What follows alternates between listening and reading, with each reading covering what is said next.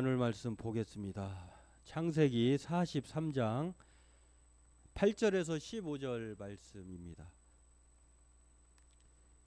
창세기 43장 8절로 15절까지 함께 읽도록 하겠습니다.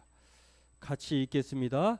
유다가 그의 아버지 이스라엘에게 이르되 저 아이를 나와 함께 보내시면 우리가 곧 가리니 그러면 우리와 아버지와 우리 어린 아이들을 다 살고 죽지 아니하리이다. 내가 그를 위하여 담보가 되오리니 아버지께서 내 손에서 그를 찾으소서. 내가 만일 그를 아버지께 데려다가 아버지 앞에 두지 아니하면 내가 영원히 죄를 지리이다. 우리가 지체하지 아니하였더라면 벌써 2번 갔다 왔으리이다. 그들의 아버지 이스라엘이 그들에게 이르되 그러할진대 이렇게 하라. 너희는 이 땅에 아름다운 소산을 그릇을 담아 가지고 내려가서 그 사람에게 예물로 드릴지니 그 유향 조금과 꿀 조금과 향품과 모략과 유향나무 열매와 감복숭아이니라. 너희 손에 갑절의 돈을 가지고 너희 자루 아귀에 도로 넣어져 있던 그 손을 다시 가지고 가라. 혹 잘못이 있었을까 두렵도다. 내 아우도 데리고 떠나 다시 그 사람에게로 가라. 전능하신 하나님께서 그 사람 앞에서 너희에게 은혜를 베푸사 그 사람으로 너희 다른 형제와 베냐민을 돌려보내게 하시기를 원하노라. 내가 자식을 잃게 되면 이르리로다. 그 형제들이 이 예물을 마련하고 갑절의 돈을 자기들의 손에 가지고 베냐민을 데리고 애굽에 내려가서 요셉 앞에 서니라. 아멘. 여름이 아주 성큼 다가온 것 같습니다. 아주 때 아닌 무더위로 여러분 일주일 동안 고생 많으셨습니다. 여러분 교회에 오늘 왜 오셨을까요? 어떤 목적이 있었을까요? 왜 교회에 가야만 한다고 생각해서 오셨을까요? 문득 매번 드리는 찬송인데 여기 안에 다 포함된 것 같아요. 제가 우리 함께 불렀던 찬송 272장 보면 다 여기에 속한 것 같아요. 뭐 그렇지 않은 분도 있겠지만 어떤 분은 고통의 멍에를 벗어버리기 위해서, 어떤 분은 낭패와 실망을 당해서, 또 어떤 분은 교만한 마음을 내버리고 싶어서, 또 어떤 분은 죽음의 길을 벗어나서 이렇게 예수께로 가야 되겠다라고 하는 이 범주 안에 다 있을 것 같아요. 바라긴 오늘 오르친 여러분 모두를 환영하면서 여러분의 그 마음의 상태를 아시는 하나님께서 각자의 형편에 따라 어떤 분에게는 자유와 기쁨을, 어떤 분에게는 십자가의 은혜를, 어떤 분에게는 복되신 말씀을 주시고 또 영원한 집을 바라보게 하셔서 평화의 나라에 이르게 하실 줄로 믿습니다. 오늘 오신 여러분 모두를 환영하고 한 주 동안 세상에서 힘겹게 고유가 시대에 제가 들고 올라다 깜빡 잊어버린 어떤 가끔 우리 교회에 오면 우편물이 송달이 돼요. 받아 보면은 그 발신자가 별로 이렇게 그 떳떳하지 않은 별로 안 할 때가 있는데, 발신자가 무슨 별로 자기 이름을 밝히지 않아요. 주소도 안 뜯어 보면은 내용이 뭘 것 같아요. 저는 여러 편의 편지를 받았는데요. 어떤 분은 그 교도소이신 분인데 거기서 하나님을 만났는데 후원해 달라고 하는 분도 있고, 어떤 첼로 많이 오는 건 신천지. 요즘에는 신천지가 어떻게 포교 전략을 하면 이제 말씀 안에서 하나됨을 추구하면서 그 지역이 확실히 2100 교회가, 그게 사실이라면 저 깜짝 놀랐어요. 2100 교회가 자기 신천지와 MOU를 맺었다는 거예요. 그래서 말씀 안에서 하나가 되기로 힘썼다고.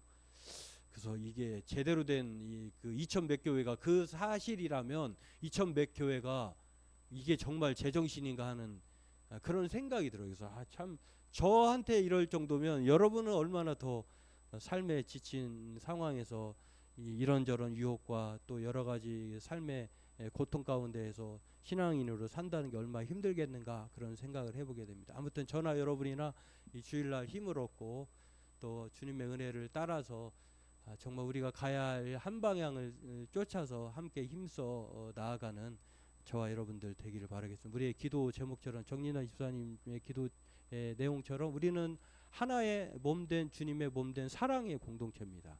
함께 울고 함께 기쁨을 나누는 그리스도의 몸된 지체라고 하는 사실을 통해서 우리가 함께 힘을 얻고 힘을 주는 그러한 관계로, 또 스승의 날이었잖아요. 요즘에는 이제 이런저런 이유로 인해서 많은 선생님들이 한 80% 선생님들이 이 여러 가지 그 민원에 시달린다고 하시는데, 우리 스승의 선생님들의 이 노고를 우리가 기억하고 또 그분들의 가르침을 존귀히 받들어서, 특별히 우리의 스승 되신 예수님의 가르침을 따라 이렇게 존귀하게 쓰임 받는 선생님에게 고마움과 감사함을 알고 또 그 고마움과 감사의 가르침을 따라 행하는 저와 여러분 되었으면 좋겠습니다.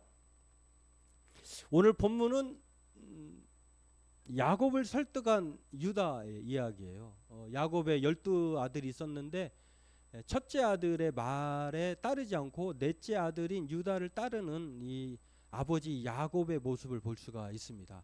저렇게 이제 4명의 부인의 그리고 자녀들이 각각 내 부인의 자녀들이 12이나, 그러니까 늘 이야기하지만 저 가계도를 보면서 그 성경의 창세기, 특히 구약의 이야기를, 또 신약의 이야기도 마찬가지인데요. 그 당시에 문화, 법 체계, 생활 관습, 이거를 21세기에서 우리의 관습으로 보면 안 맞는 경우가 많아요. 아니 어떻게 저렇게 4명의 부인이나 배다른 형제가 저렇게 많아? 이렇게 뭐 오늘날도 있을 수 있지만, 이 이야기를 통해서 하고 싶은 말씀이 하나님은 저렇게 연약하고 부족하고 정말 형편없는 인간을 통해서 어떻게 하나님의 구원의 이야기를 써내려 가셨는가를 오늘 우리는 성경을 통해서 알게 됩니다.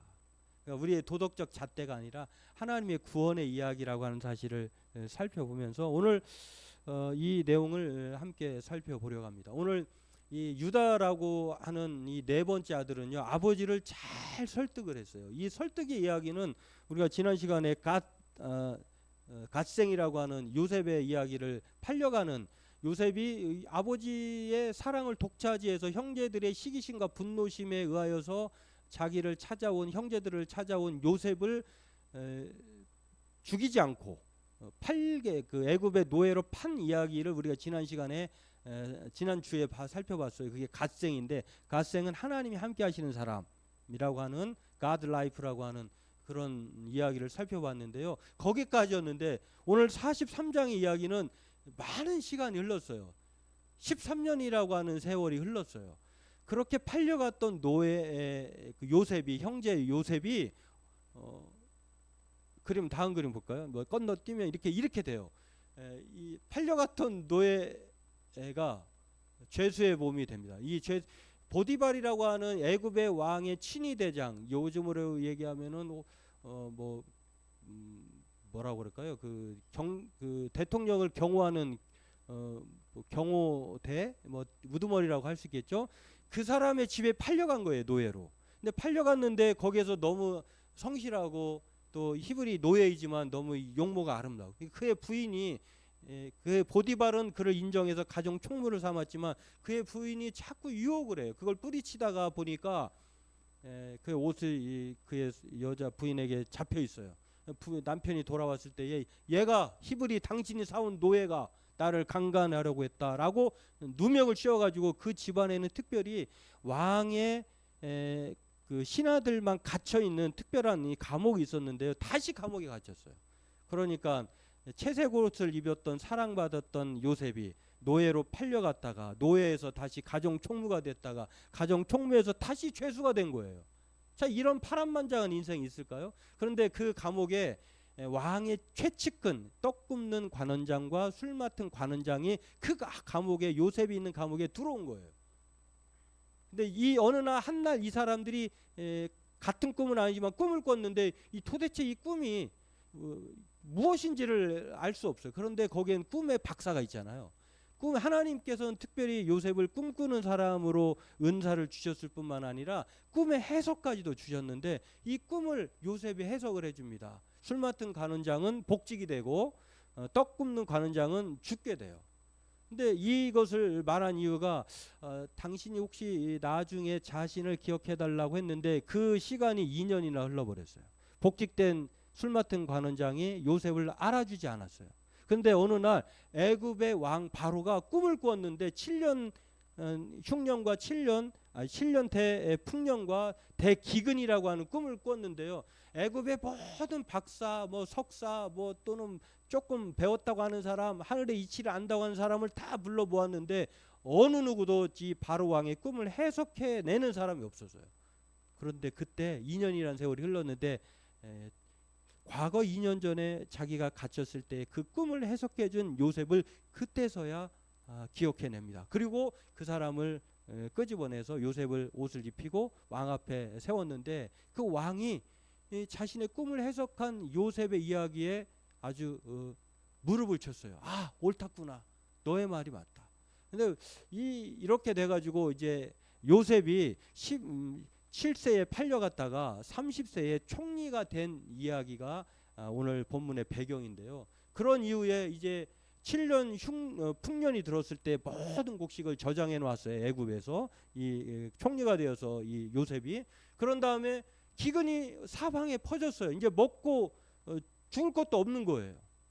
그런 상황에서 가나안에 살고 있던 야곱이 아버지가 형제들을 10명을 보내가지고 한 명 가면 여러분 이제 보면 가끔 마트 가면은 1인 한정 판매입니다 하잖아요. 양식을 보란대로 다 주면 애굽에 나만 할 것이 없잖아요. 그러니까 형제가 많으면 유리한 거예요. 그러니까 10명의 형제 다 보내가지고 돈을 보내가지고 자료도 보내서 그 곡식을 사게 해왔는데 처음에는 좋았어요. 1차 양식을 사러 갈 때는. 그래가지고 이제 뭐 우여곡절이 있습니다만 요셉은 형제들을 알아봤죠.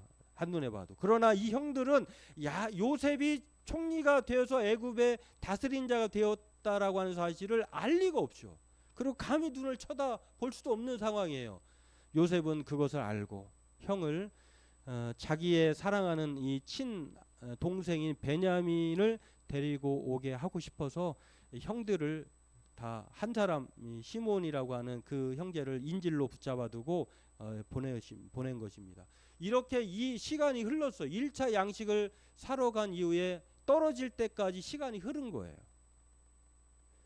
다시 양식을 구하러 갈 수밖에 없는 그런 상황에 놓여 있을 때 아버지 야곱이 절대로 베냐민이라고 하는 자기 생명과 같은, 그전에는 요셉이었잖아. 요셉이 없어지고 그 대신 이 마지막 라헬이 낳으면서 그 생명을 자기는 죽고 아들을 남겨놓았는데 그게 요셉의 친동생인 베냐민인데 이 베냐민을 데리고 가야지만이 되는 상황인데도 야곱이 절대로 그 베냐민을 놓지 않는 것입니다. 그래서 둘이 설득을 합니다. 첫 번째 큰아들이 르벤이 설득을 합니다. 아버지, 이 베냐민을 데리고 가야 처음에 우리가 갔을 때 우리를 정탐꾼으로 보았습니다. 우리를 정직한 사람으로 보지 않기 때문에 그것을 증명하기 위해서는 베냐민을 데리고 가야 되는데 아버지가 저렇게 붙잡고 있으면 우리는 양식을 사러 갈 수도 없습니다. 그러니 베냐민을 놓고 양식을 사러 가서 우리 다 살게 해주세요 라고 해도 아버지가 꿈쩍하지 않습니다. 그런데 유다는 오늘 본문에 있는 것처럼 이상하게 그 사이에 아버지 야곱의 마음이 풀어졌어요. 왜 그럴까요? 왜 그럴까? 그 차이가 있는데요. 둘 다 아버지가 보기에는 이 못된 놈들이에요. 보니까 르벤이나 유다나. 왜냐하면은 르벤은 자기 아버지의 아내 새어머니 둘째 어머니 작은 어머니의 라헬의 종이었던 비라를 겁탈한 사람이 바로 큰아들이에요. 이게 오늘날로 같으면 있을 수 있는 이야기가 아니에요.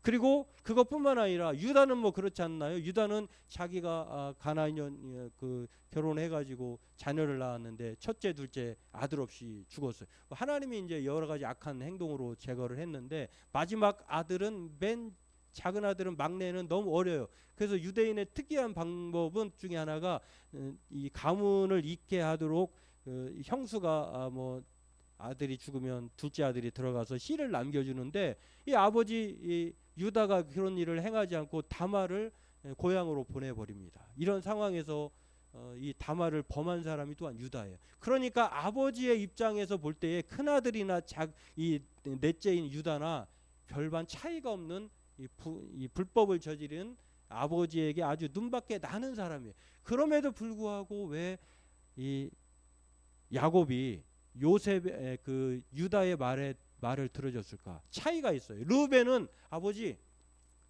내가 이 베냐민을 데리고 오지 않으면은 내 아들을 내가 담보로 아버지에게 제공하겠습니다. 그러니 보내주십시오. 이렇게 했고요. 유다는 아버지, 내가 베냐민을 데리고 오지 않으면 내가 담보가 되겠습니다. 내가 대신 죽을게요라고 하는 말이에요.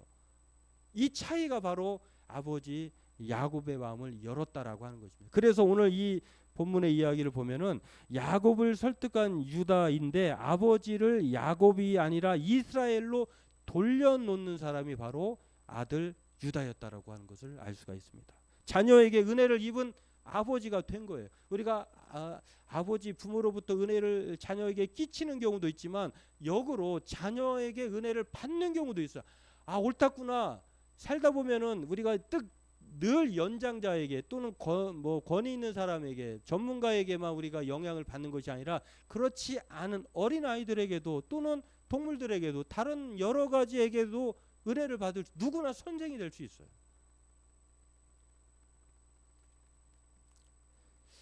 아버지 야곱이 왜 유다의 말에 설득을 당했을까? 그것은 그동안 움켜쥐었던 베냐민을 자기가 몸을 담보로 잡히겠다고 하는 유다의 말을 통해서요, 과거의 이야기를 돌이켜서 생각하게 된 거예요. 어떤 일이냐면 32장에 보면 그 많은 20년 동안 고생해가지고 거부가 되어서 고향으로 돌아왔을 때 2차에 걸쳐서 그 형 에서의 그 마음을 누그러뜨기 위해서 모든 재물 거기에는 이것저것 여종을 비롯해서 소, 양, 나귀, 염소 다 보냈어요. 그러나 그의 형의 마음은 누그러뜨리지 않아. 그런데 야복 나룻 때 홀로 남았을 때에 그가 하나님의 천사를 만납니다. 심지어는 여러분 그 어른들은 이 고관절 환도뼈가 우리 물론 젊은 사람도 예외가 아닌데요, 대단히 중요해요. 제가 최근에 상당한 경우 이유를 제가 여러 경험을 했는데 고관절 수술해가지고 이 폐혈증이 왔다고 또는 회복이 되지 염증이 났다고 해가지고 얼마 못 사시고 돌아가신 경우가 대단히 많아요. 주변 제가 확실히 아는 분만 들은 것만 최근에 2명이에요. 고관절이 그 정도로 이게 중요한 것 같은데 하나님이 그 야복 나루터에서 홀로 남아 있는 이 빈털터리가 된 이 야곱을 그것조차도 건강조차도 해쳐가지고 하나님이 은혜를 부어주신 사람이 바로 야복 나루터의 야곱이에요. 담보가 되겠다고 하는 유다 아들의 말을 듣고 그 생각이 난 거예요. 아, 그렇구나. 내가 지금까지 이렇게 살았던 과거 20년의 삶이 하나님이 한 번에 물어드리고 이제 네 힘으로 사는 것이 아니라 나의 힘으로 사는 것이다 라고 하는 하나님의 야복 나루터의 씨름에서 이기게 한 사람이 하나님인 것을 이 유다의 말을 통해서 깨닫게 된 거예요. 지금까지는 안 돼. 요셉을 잃어버렸으니 나의 생명과도 같은 이 베냐민이라고 하는 내가 사랑했던 부인의 마지막 핏줄인 이 베냐민을 놓을 수 없어. 이렇게 붙잡고 있었던 사람이 유다의 말을 통해서 아니 손자와 자기 아들과 어떻게 보면은 더 많아요. 2명을 주겠다고 하는 거고 한편으로는 유다는 하나잖아요. 그러나 유다의 말에 설득력이 있었다라고 하는 것입니다. 유다는 자기 목숨을 담보로 내놓겠다고 말을 한 것을 통해서 홀로 남아 있을 때 야복 나루터의 자신을 생각해 보게 하는 그때 그래서 하나님은 너 이름이 무엇이냐라고 물어보시고 야곱이 아니라 이제는 이스라엘이라고 하는 그 이름을 새 이름을 주셨거든요. 그때를 기억해 낸 것입니다. 그때의 고백은 움켜졌던 것을 내려놓고 다시금 이스라엘로 돌아가게 한 이 유다의 말에 이제 그가 마음을 열었던 것을 알 수가 있습니다. 우리 본문 13절에 보니까 그렇게 말합니다. 42장 38절에는 야곱이 절대 안 놓겠다고 하는 그 말의 의미가 포함되어 있어요. 내 아들은이라고 하는 것은 베냐민을 가리키는데 절대 여기는 이때는 어떤 상황이냐면 르우벤과 대화하고 있을 때 르우벤의 말에 의하여서는 아버지 야곱은 절대 놓을 기색이 없었어요. 그러나 43장 오늘 본문의 13절에 보니까 그렇게 말합니다. 전능하신 하나님께서 그 사람 앞에서 너희에게 은혜를 베푸사 그 사람으로 너희 다른 형제와 베냐민을 돌려보내게 하시기를 원하노라. 대단히 중요한 고백이 있습니다. 내가 자식을 잃으면 잃게 되면 잃으리로다. 이제 야곱이 베냐민을 놓아버렸어요. 다시금 이제 이스라엘로 돌아온 거예요. 여러분, 우리가 살면서 진짜 우리는 평생 죽을 동안 어떤 때는 야곱으로 살다가 움켜쥐는 사람, 아주 약삭빠른, 아주 자기 입속만 차리는 그런 사람으로 살다가 어떤 때는 어떤 계기로 인해서 때로는 그게 제가 볼 때는 주일일 경우가 많을 것 같아요. 야곱으로 살다가 다시 딱 리셋해 가지고 주일날 하나님의 말씀을 보면 은혜를 깨닫게 되면 내가 야곱이 아니라 하나님이 나에게 주신 이스라엘이구나라고 하는 생각을 갖게 되는 때가 이때가 아닌가 그런 생각하는데, 오늘 야곱이 바로 유다의 말에 의해서 이렇게 되었다라고 하는 것이, 이제는 내가 잃으면 잃게 되지 뭐, 나에게 하나님이 계신걸. 그렇습니다. 이스라엘은 약할 때 강함 되심을 대신은 하나님을 얻은 이름이에요. 그렇게 해서 받은 이름이에요.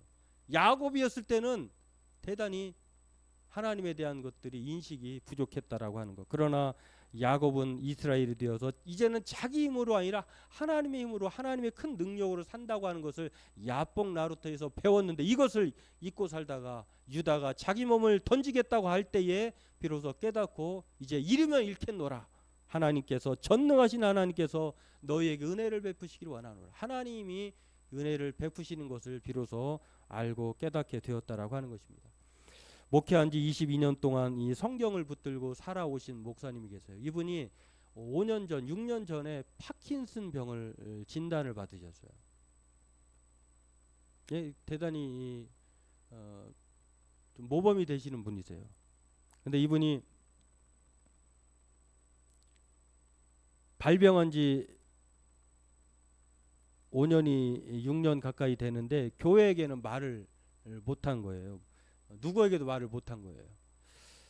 파킨슨 병을 앓고 나니까 이제 자기의 몸이 이상하다는 것을, 예전과 같지 않다는 것을 알게 됩니다. 그 증상이 이제 발병되자 글씨를 쓰는데도 좀 느려지고, 또 오타가 생기고, 타이핑을 해도 오타가 생기고, 글씨를 쓰면 점점점 글씨를 작게 쓰게 된다는 거예요. 전에는 고기를, 목사님인데도 저는 뭐 거기에 소질이 없습니다만 이분은 대단히 이 고기 굽는데 소질이 있었대요. 그래서 고기를 잘 구워서 음식점 사장님조차도 인정하시는, 고기를 잘 굽는 그런 분이셨다고 합니다. 가위질은 뭐 말할 것도 없고. 근데 파킨슨 병을 앓다 보니까 이 세 가지의 현상이 나타나기 시작했다고 합니다. 동작이 느려지고, 이 서동이라고 하고요. 또 몸이 굳어지는, 유연성이 사그러드는 경직성, 그리고 손을 떠는, 다행히도 손은 떠는 증상이 없어서 성도들에게 들키지 않은, 말하지 않아도 모르는 그런 상황인데, 그럼에도 불구하고 숨긴 이유가 어머니가 90 가까이 되신 노모가 계셨는데 그 어머니가 아시면 상심할까봐. 효자이시죠. 또 하나는 성도들이 대단히 착해서 목사님이 만약에 그런 것을 얘기하면 성도들이 뭐 불필요하게 너무 지나치게 자기를 배려할까봐 그렇게 숨겨왔다라고 하는 것입니다. 그럼에도 이제 말할 때가 되어서 작년 3월에서야 겨우 5년 만에, 거의 6년 만에 말을 했다고 합니다. 그랬더니 질병을 공개한 지 그러고 나서 1년이 흘렀다고 해요. 그럼 어떻게 됐을까요? 야, 목사님이 파킨슨 병이 걸렸대. 막 동네방네 떠들어가지고 소문내서 교회 사람들을 떠나게 했을까요? 아니면 더 목사님이 파킨슨 병이래, 더 뭉쳤을까요? 성도들이 이 공개한 지 1년에 지났음에도 불구하고 목사가 치명적인 병이 걸려서 성도들은 여전히 전혀 흔들리지 않았다. 이게 제대로 된 교회. 정말 우리가 좀 쉽지 않으면서도 우리가 가져야 될 생각 중에 하나가, 목사 한 사람에 의해서 교회가 좌지우지돼서는 절대 안 된다고 하는 거예요. 어느 교회는 목사님이 이제 어느 교회는 잘못되면은 목사님이 성도들이 동조해가지고 같이 잘못되는 경우도 있는데, 어느 교회는 목사님이 좀 잘못돼도 성도들이 바로 잡으니까 교회가 바로 가게 되는 그런 경우도 있어요. 오히려 교회가 서로 더욱 사랑으로 하나 되는 공동체가 되어가고 있다고 해요. 그래서 교회가 세상과 확실히 다르다는 것은 교회의 증인은 더욱 존귀하게 여김을 받아야 할 사람들은 누구냐면은 세상에서 잘 나가는 또 정치인들, 권력자들, 돈 많이 버는 사람들 또는 여러 가지 영향력을 행사하는 사람들이 아니라 가장 연약한 지체를 존중히 여기주는 그런 교회가 진정한 교회인 것처럼 이 자기가 몸을 그렇게 고백하니까 존귀하게 여겨주시더라는 거예요. 성도들이. 그래서 어떤 성도들은 이렇게 말합니다. 목사님, 성도 우리에게 미안해하지 마세요. 몸이 약해지니 예전처럼 역동적으로 사역할 수 없더라도 괜찮아요. 오히려 불평보다 용기를 북돋아 주었다라고 하는 것입니다. 목소리가 작아도 전달력도 떨어져도 내내 설교를 어떻게든지 목사님의 설교를 들으려고 귀를 더 쫑긋해요. 목사님 그러다 목소리가 적어도 차라리 목사님의 설교 내용이 괜찮으니 읽어만 줘도 돼요. 이런 성도도 있었다는 거예요. 놀라운 일이죠. 이 목사님이 파킨슨 병이라는 진단을 받고 그날 저녁에 자녀들을 불러서 이런 신앙 고백을 했다고 해요. 우리가 잘 아는 말씀이에요. 시편 23편 1절. 여호와는 나의 목자시니 내게 부족함이 없으리로다. 이게 요즘에 공동번역 성경으로 이렇게 보면은요. 야훼는 나의 목자 아쉬울 것이 없어라. 이 고백이에요. 그러니까 우리가 하나님으로 우리가 산다고 하면 이 목사님이 약했을 때 비로소 하나님이 자신의 목자인 것을 생각하고 아쉬울 것이 없는 부족함이 없다고 하는 사실을 그때서야 알고 성도들도 그때서야 이 하나님의 힘으로 산다고 하는 것을 안 것처럼 오늘 이 유다의 말에 아들 유다의 말에 아버지 야곱이 번쩍 뜨인 거예요. 아, 내가 내 힘으로 사는 것이 아니었고 약할 때 강함 되셨던 그 하나님으로 사는 것이구나. 이 말을 한 사람은 대표적으로 우리가 신약 성경에 또 한 사람을 알 수 있죠. 우리의 능력이 질그릇에 담긴 보화로 산다고 하는 사실을 말해준 사람이 사도 바울이에요. 우리는 질그릇 같은 존재. 우리는 죽으면 흙으로 돌아가요. 한 줌의 흙이에요. 썩어 없어져요. 그럼에도 불구하고 우리는 그 우리 질그릇에 여러 가지 노력을 가합니다. 그래서 생긴 대로 살라고 하는 것은 아닙니다만 우리의 몸을 소중히 여겨야 되겠죠. 근데 지나치게 포장을 하면 어떻게 되냐면 우리 속에 있는 보화를 감추게 돼요. 여러분 생각해 보세요. 이번에 어떤 분이 이제 선물을 해오셨어요. 저를 주셨어요. 근데 그 이유는 이제 보험을 들었기 때문에 주셨어요. 근데 포장지가 너무 예뻐요. 고급져요. 리본이 달려 있어요. 내용을 열어보니까 저는 모르겠습니다만 아무튼 고급진 거래요. 제가 물어봐서 이게 뭐예요? 그랬더니 그게 고급진 마이크의 상징물이래요. 그런데 어떤 포장물은 너무 멋들어지게 금박지로 다 포장해 리본까지 달았는데 열어봤는데 내용물이 형편없다. 그럼 여러분 어떤 생각이 들까요? 실망하게 되죠. 마찬가지예요. 우리 속에 있는 보화를 이것을 드러내도록 우리는 감춰야 되는데 우리는 그것을 감추고 우리 자신을 드러내려고 얼마나 멋진 노력을 하는지 몰라요. 질그릇에 금칠도 하고 은칠도 하고 처음에 이 얘기할 때마다 제가 옛날에 생각이 나요. 제가 고등학교 때니까 상당히 오래된 이야기잖아요. 그 역사지리 국토지리인가 아무튼 그 여자 선생님이 계셨어요. 그 선생님이 등치가 좋으셨어요. 근데 누가 봐도 예쁜 얼굴은 아니세요. 근데 방학을 지나고 선생님이 오셨는데 그 선생님이 특이한 점이 생겼어요. 눈에 쌍꺼풀이 생겼어요. 그때 당시에 성형했다고 하는 것은 우리 듣기로는 이게 사람을 죽었다가 살리는 것과 그렇게 생각이 신기한 일이었거든요. 근데 어느 날 놀리는 친구가 하나 있는데 야 호박에 줄 긋는다고 수박 되냐? 그런 말 하기 시작했어요. 그래 걸려가지고 엄청 얻어 터진 적도 있는데 사람들은 그렇게 그냥 금치를 해대요. 근데 진짜 드러내야 될 것은 우리의 겉모습이 아니라 우리의 보화이신 예수 그리스도. 그 보화를 가진 사람만이 바로 하나님의 능력에 큰 능력으로 살게 된다는 것을 유다도 그렇고 바울을 통해서 알게 된다라고 하는 것입니다. 예수의 생명이 우리 안에 있는 그 안에 있는 우리가 질그릇 속에 가지고 있는 그 생명의 능력으로 우리가 사는 것이지 우리의 겉모습이 아니라는 거예요. 오늘 하나님을 만난 사람으로 그럼에도 여전히 움켜쥐며 살고 있는 야곱을 하나님을 만난 이스라엘로 돌려놓은 사람이 누구냐 하면 바로 아들 유다였어요.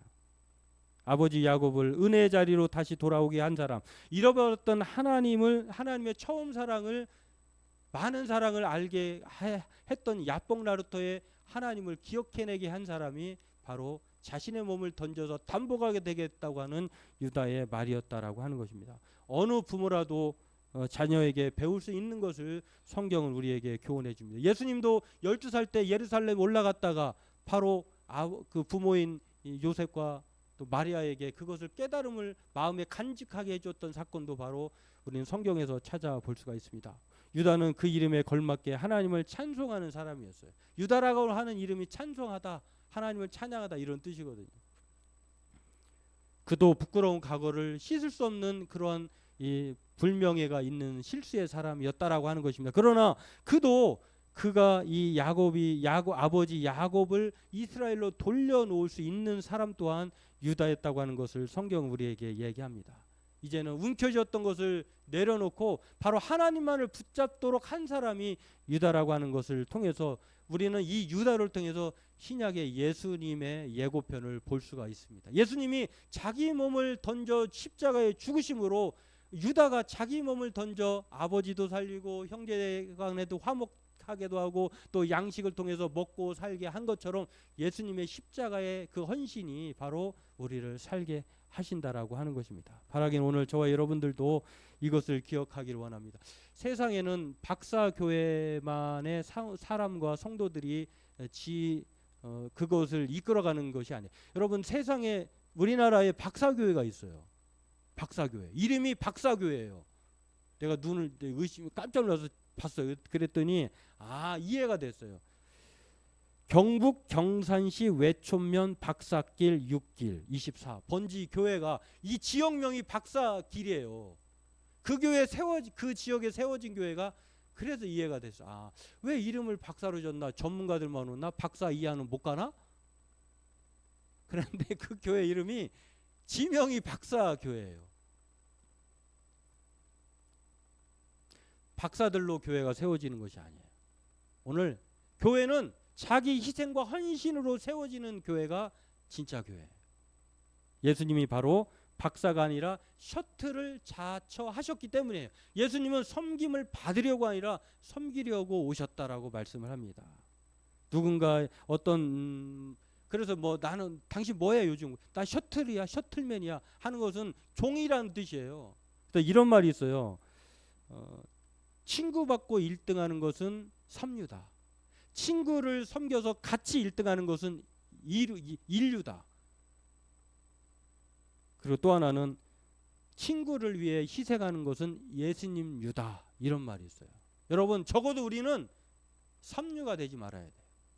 친구를 받고 1등한들 1등한들 좋을 수 있어요. 그러나 우리는 같이 섬겨서 같이 1등하는 인류 또는 예수님처럼 그것이 없어도 섬기는 사람으로 그렇게 예수님류로 살아가야 한다라고 하는 것입니다. 바라기는 저와 여러분들도 이 유다 이야기를 통해서 내가 움켜졌던 것을 비로소 놓을 때에 약할 때 강함 되시는 그 하나님의 큰 능력이 있다고 하는 사실로 우리 안심을 하시고 또 우리 인생을 그렇게 힘있게 살아가는 저와 여러분 되길 주의 이름으로 축원합니다. 기도하겠습니다. 하나님, 여전히 우리가 하나님 외에 다른 것을 붙들고 있다면 오늘 유다의 자기 희생을 통해서 우리가 붙들어야 할 분이 누구인지를 생각하는 우리가 되기를 원합니다. 섬김을 받기 위해서가 아니라 섬기라는 자로 오신 예수님의 삶처럼 오늘 우리 또한 자기 목숨을 많은 사람의 대속물로 주신 예수님의 발자취를 따라 그러한 삶을 살아가는 부끄러울 것이 없는 또한 부러워할 것도 없는 그러한 탐대한 인생을 살아가게 하여 주옵소서. 감사하며 예수님의 이름으로 기도하옵나이다. 아멘.